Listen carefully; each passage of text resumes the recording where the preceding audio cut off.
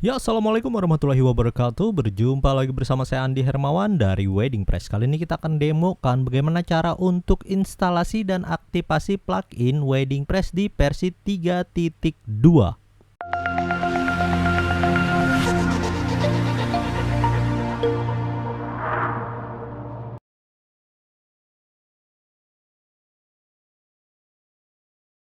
Nah, ini adalah update terbarunya Wedding Press. Jadi, perlu untuk metode baru khusus untuk aktivasi lisensinya. Nah, jadi pastikan Anda sudah login dulu ke dalam website access.weddingpress.net ya. Jadi di bagian sini Anda tinggal arahkan ke bagian tab download.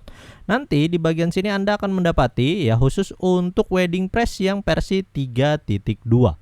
Ya, lalu di bagian bawah ini ada lisensi key-nya. Silakan nanti Anda juga nanti klik saja bagian sini untuk melakukan copy ya dari lisensi yang akan digunakan. Ini adalah statusnya masih inactive, berarti belum ada instalasi di website yang akan kita gunakan ya. Ini jumlahnya 1, berarti ini hanya bisa digunakan untuk satu website aktif saja, dan ini adalah masa aktifnya, expirationnya. Jadi ini berakhir ya nanti sesuai dengan tanggal pembelian Anda. Anda juga bisa melakukan manage search. Jadi di bagian sini Anda akan mendapati bagian website yang sudah terhubung. Jadi kalau memang mau dideaktifkan dan pindah ke website yang lain, tinggal di bagian manage search. Oke. Nah, selanjutnya kita ke bagian website kita. Nah, di bagian dashboard website kita ke bagian sini. Di bagian appearance ya, kita merekomendasikan untuk menggunakan DOMS Hello. Jadi bukan DOMS 2020. Nah, persiapannya silahkan kita ke bagian add DOMS ya. Lalu kita pilih di bagian Hello Elementor. Tinggal kita klik install. Selanjutnya kita klik activate. Nah, jadi yang terinstall dan yang diaktifkan adalah DOMS Hello. Nah, jadi misalnya muncul bagian sini berarti instalasi plugin Elementor itu harus kita lakukan. Ya, kalau tidak melalui sini ya, kita bisa saja melakukannya di bagian plugin ya. Jadi di bagian install plugin ini harus ada plugin Elementor terlebih dahulu yang kita install, baru kita install Wedding Press-nya. Nah, cara menambahkannya kita add plugin. Lalu di bagian popular. Nah, di bagian sini ada pilihan Elementor Website Builder, tinggal kita klik install now. Kalau sudah, kita klik activate. Nah, selanjutnya diarahkan ke bagian halaman ini kita close saja.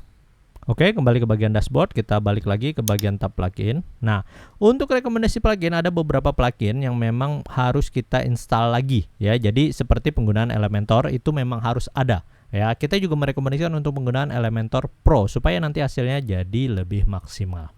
Nah, ini adalah rekomendasi plugin yang kita gunakan mulai dari Classic Editor, Elementor, ya, dan Elementor Pro, dan juga Use Any Font. Nah, sebelumnya di bagian Elementor kita ke bagian tab setting terlebih dahulu, lalu di bagian disable default color dan default fontnya ini kita save change. Lalu di bagian tab advanced ini filter uploadnya ini kita enable, Google Font kita enable, Swipe, Form Submission enable, Load Font option-nya kita yes kan. Oke.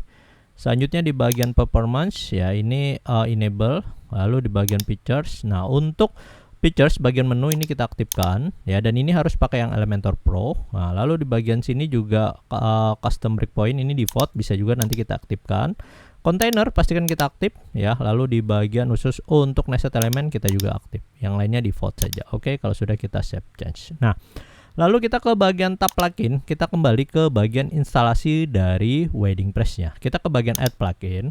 Lalu kita upload plugin. Nah, khusus untuk pluginnya nanti Anda akan mendapati versi 3.2 ya. Lalu di bagian sini kita install now. Silakan nanti Anda download di bagian khusus untuk download versi yang kita sediakan. Oke, kalau sudah di bagian sini kita klik activate plugin. Nah, kalau sudah diaktifasi biasanya akan meminta ya untuk aktivasi lisensinya. Jadi di bagian plugin yang sudah kita aktifkan tadi kita klik aktivasi lisensi. Ya, lalu di bagian sini ada verify lisensinya, kita ambil copy lisensi key-nya, kita copy, lalu kita masukkan ke bagian sini. Oke, kalau sudah kita verify license. Nah, di bagian sini ya, dia akan ada notifikasi sukses, lalu kita klik connect saja. Oke, lisensi sudah diaktifkan, continue. Nah, maka lisensi yang akan kita gunakan sudah teraktivasi. Dan kita juga bisa lihat di bagian sini Wedding Press-nya. Nah, ini ya versi 3.2.1 yang kita akan instalasi saat ini ya, dan ini ada beberapa bagian memory limit. Misalnya kita bisa naikkan lagi nanti di bagian WP admin ya, bagian WP config ya, khusus untuk memory limit. Di sini ada panduannya.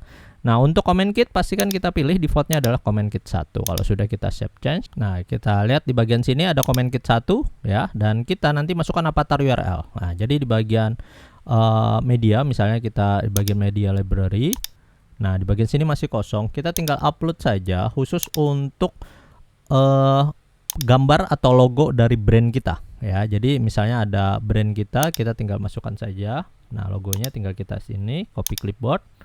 Oke, lalu di bagian khusus untuk wedding press comment kitnya, nah ini masukkan avatar URL-nya ya.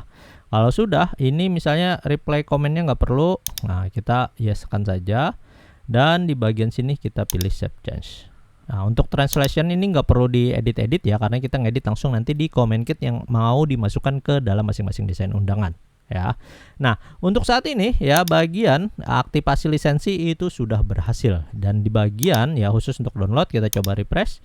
Nah, ini sudah aktif dan kita lihat di bagian manage nya ya, ini sudah terhubung ya website undangan.com ya, sesuai dengan ya website yang kita gunakan saat ini. Oke. Nah, untuk pengaturan lain misalnya tadi mau dinonaktifkan, tinggal kita deaktif set ya. Nah, kalau di bagian khusus untuk webnya kita ke bagian tab setting, ambil general. Nah, pastikan di bagian sini time zone-nya itu kita atur ya plus, misalnya Anda di Jakarta maka gunakan plus 7 ya, misalnya di Kalimantan plus 8, misalnya di Bali Indonesia Timur plus 9. Nah, jadi sisa sesuaikan. Lalu di bagian date format ini yang kita gunakan adalah kita mulai dari tanggal dulu ya. Jadi misalnya tanggal J, nah, lalu kita ketikkan F, nah lalu bagian Y. Nah, jadi nanti sesuai yang seperti ini. Oke, untuk custom bagian time format itu adalah yang seperti ini, tapi kita tambahkan titik 2 lalu huruf S supaya nanti ada detiknya. Nah, nanti akan menyesuaikan. Oke, dan ini mulai dari hari Senin kalau sudah kita save change. Nah, jadi seperti itu. Dan di bagian khusus untuk reading, nah sementara kita nanti akan gunakan yang homepage yang terakhir. Kalau memang mau ada page baru yang sudah kita sediakan untuk homepage-nya, nanti kita atur di bagian static dan Anda pilih bagian page yang mau digunakan. Oke. Lalu di bagian sini ambil exhaust dan kita save change. Selanjutnya kita ke bagian tab discussion. Nah, selain dari dua ini yang di bagian atas ya, jadi selain dua bagian atas ini ya, bagian 1 dan ketiga ya, jadi dua bagian yang diconteng ini, yang lain itu harus di uncheck supaya nanti bisa dengan mudah untuk user memberikan komentarnya. Kalau bagian comment moderation dan disallocate ini kita untuk memfilter komen-komen yang tidak diinginkan, maka kita tinggal isikan saja di bagian sini kalau sudah kita save change. Dan di bagian permaling, pastikan nanti Anda tinggal ke bagian post name ya, kita setting lalu kita save change. Nah, untuk melihat bagian tampilannya kita ke bagian pages ya. Misalnya kita lihat di bagian sini, kita atur homepage misalnya. Nah, lalu kita default template-nya Elementor Canvas ya, kita ke publish. Nah, kita edit with Elementor. Nah, ini yang seperti ini, kita close saja. Dan kita akan lihat di bagian sini ada WordPress library. Jadi kalau di bagian tadi lisensinya sudah aktif, maka di bagian khusus untuk WordPress library ini akan munculkan ya bagian template-template yang sudah kita sediakan. Kalau ada update terbaru, silakan Anda sinkronisasi library dengan cara klik bagian sini ya. Untuk homepage itu ada di bagian tab orders. Nah, nanti Anda bisa gunakan ya template-template yang sudah kita sediakan. Misalnya kita mau gunakan homepage yang ini. Nah, yang seperti ini. Oke, kalau sudah, kita lihat di bagian sini ada tombol insert dan klik saja untuk mendapatkan bagian template-nya. Oke, bagian template sudah terimport ya. Nah, jadi kita bisa lihat di bagian sini khusus untuk preview template-nya. Ini kita publish terlebih dahulu. Selanjutnya kita lihat bagian preview change untuk tampilan halaman homepage-nya. Oke, nah ini bisa kita lihat ya, dia sesuaikan dengan bagian tab-nya. Oke, nah ini sudah sesuai dengan tampilannya. Dan kita keluar saja dulu bagian exit to WordPress, lalu kita ke bagian setting ya, ambil di bagian reading tadi, karena di bagian halaman awal dia masih yang seperti ini. Nah, kita tinggal ganti aja bagian sini sesuai dengan homepage-nya, kita save change dan kita refresh bagian tampilan halaman website kita. Nanti tampilannya sesuai dengan homepage yang sudah kita setting sebelumnya. Dan ini template-nya juga sudah disediakan di bagian WordPress library. Nah, jadi untuk aktivasi ya lisensinya, pastikan nanti Anda membuka terlebih dahulu halaman access.wordpress.net ya, supaya nanti bisa terhubung dengan lisensinya dan bisa diaktifkan. Silahkan dicoba, semoga video bermanfaat. Saya Andi Hermawan.